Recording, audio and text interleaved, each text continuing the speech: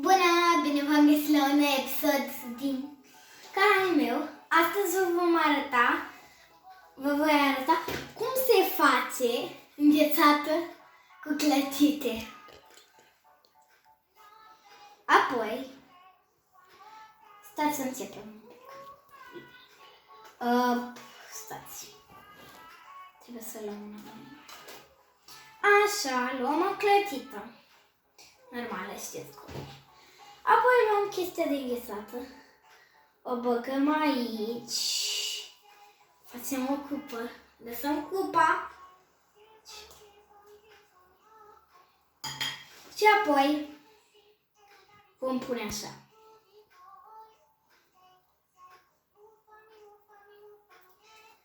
Și va ieși primul.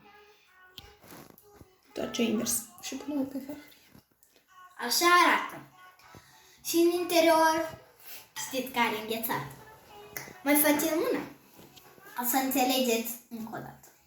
Dacă n-ați înțeles. Sunt două. Așa. Mai luăm încă o dată.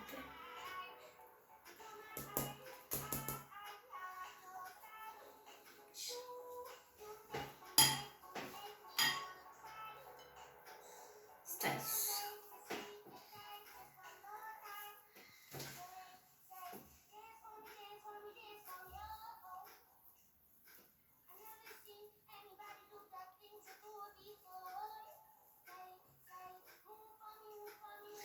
Și mai este una.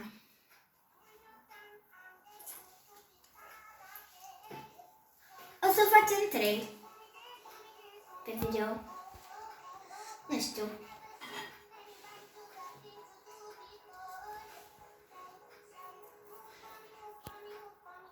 Pune pauză. Gata. Am mai făcut câteva și mai facem una. Cred că e cam mare.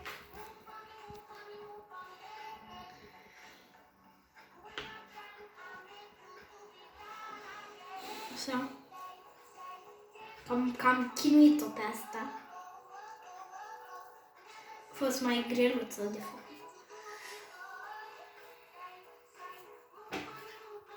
Bun, și dacă vă plăcut acest episod, nu uitați să apăsați butonul de like și ne vedem data viitoare. Pa!